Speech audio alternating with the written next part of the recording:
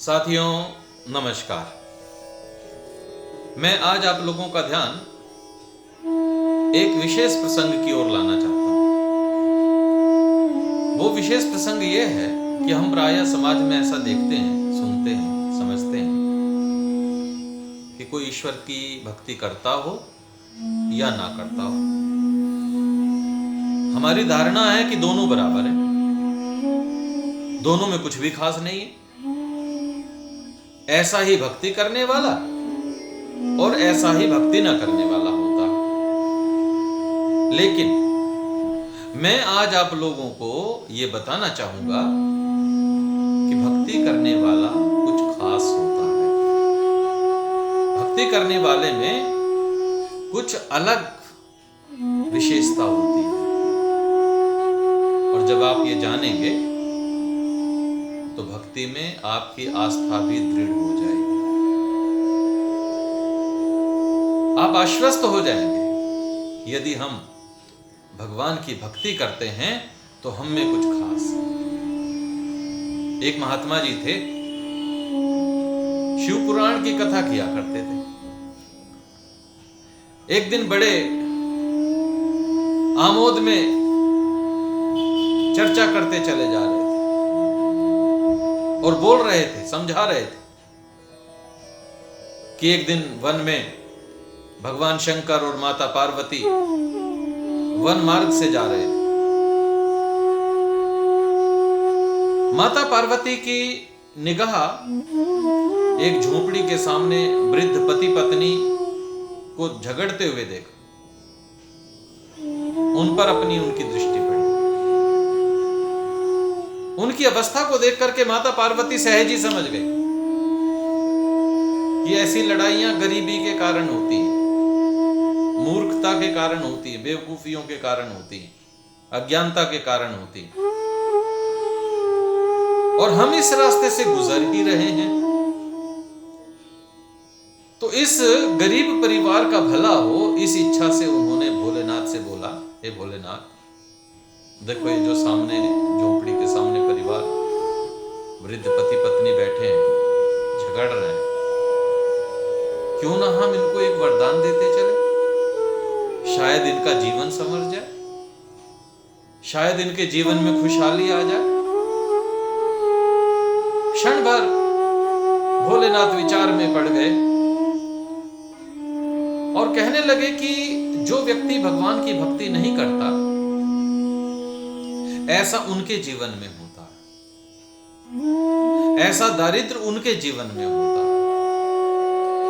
ये विपरीत परिस्थितियां तभी बनकर के तैयार होती हैं जब व्यक्ति भगवान की भक्ति में विश्वास नहीं करता और जन्मों जन्मों की भक्ति का प्रभाव इस पर पड़ता है। माता पार्वती बोली, भोलेनाथ, आप ये दार्शनिक बातें मत करो। मेरी इच्छा है, ये हमारे सामने पड़ गए हैं, हमने इसके दारिद्र को देख लिया है, तो एक वरदान देते चलो। भोलेनाथ बोले, अगर मैं इनको वरदान दे भी दूंगा तो भी ये कुछ मांग न सकेंगे।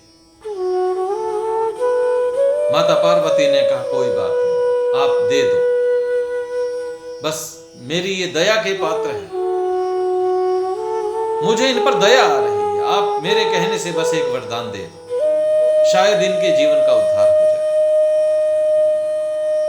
भोलेनाथ ने अपनी कुछ आकृति परिवर्तित की और वृद्ध पति पत्नी के सामने खड़े होकर के कहने लगे, बाबा, हे माता, तुम्हारे सामने यदि भगवान स्वयं साक्षात उपस्थित हो जाएं, तो तुम उनसे क्या मांगोगे?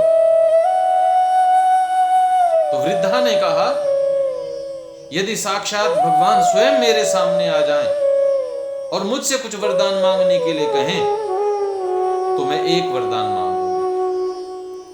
ये जो मेरा पति है, जो कि बूढ़ा हो गया है, मैं चाहूंगी कि इसकी टांगे तोड़ दो। क्यों भाई, क्यों टांगे क्यों तुड़वाना चाहती हो तुम अपने पति की?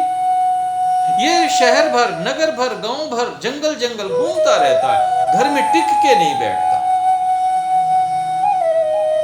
बस कुछ ही क्षणों में भगवान भोलेनाथ ने उसकी इच्छा पूरी कर दी। अब उसकी टांगे टूट गई। भोलेनाथ ने माता पार्वती की ओर देखा।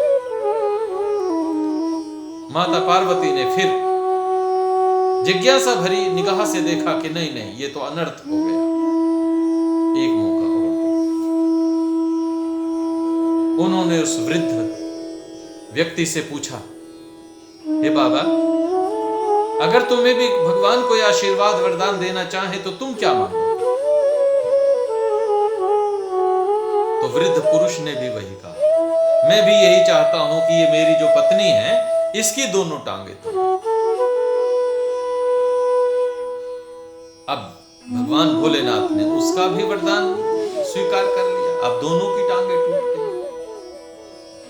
माता पार्वती कहने लगी, हे भगवान भोलेनाथ, मैं तो इस परिवार पर दया चाहती थी, शायद ये दया के पात्र नहीं रहे होंगे। मेरी प्रार्थना है कि अगर इन्हें हम कुछ दे नहीं सकते तो इनसे कम कुछ ले भी ना। अब मेरी प्रार्थना से इनकी टांगे कम से कम पहले जैसी तो कर ही दो। भगवान भोलेनाथ ने मुस्कुराकर कहा कि चलो ठीक है, तथास्तु। वो फिर पैरों से युक्त हो गए और भगवान भोलेनाथ माता पार्वती के साथ आगे बढ़े। कुछ दूरी पर आगे गए तो फिर से एक झोपड़ी दिखाई और उस घर के सामने जो ये वृद्ध पुरुष था, ये भगवान सूर्य देव के लिए अर्घ दे रहे थे, जल दे रहे थे। माता भी उसके पीछे खड़ी थी। भगवान भोलेनाथ माता पार्वती से बोले कि देखो, ये वृद्ध पति पत्नी भगवान के भक्त महसूस होते हैं। सुबह सुबह भगवान सूर्यदेव को जल का अर्घ दे रहे हैं। इनका मन प्रार्थना में, इनका मन भक्ति में।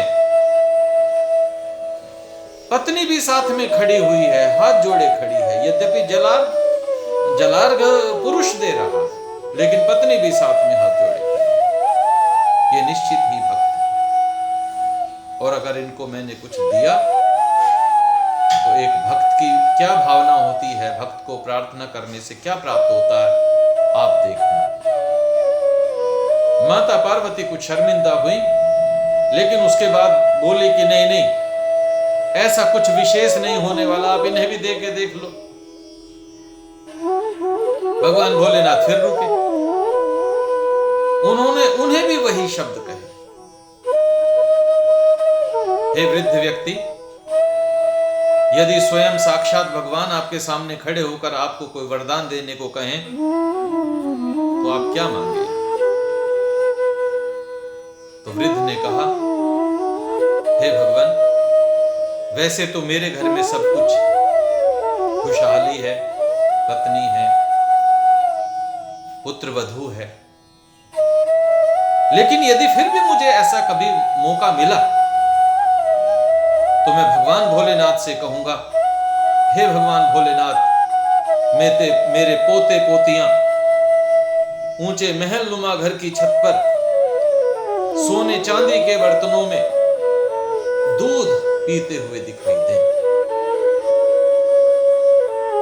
और ऐसा कहकर के भगवान भोलेनाथ ने उनको तथास्तु कहा और मुस्कुरा करके माता पार्वती की ओर देखने लगे। तब माता पार्वती से भगवान भोलेनाथ कहते हैं कि देखो, इस व्यक्ति ने क्या कुछ नहीं मांग लिया। पुत्र का विवाह नहीं हो रहा था, पुत्र वधू भी मांग ली, पौत्र और पोत्रियां भी मांग ली, ऊंचा महल भी मांग लिया, उसके ऊपर सोने चांदी के बर्तन भी मांग लिए, और केवल इतना ही नहीं, अन्न और दूध की पूर्ति के लिए इन्होंने दूध की याचना यानी कि गोवंश की याचना भी कर ली। सत्य है, प्रार्थना करने वाला विशाल हृदय होता है, उसमें भगवान की भक्ति विराजती और निश्चित ही हम सबका कल्याण का कारक होती है।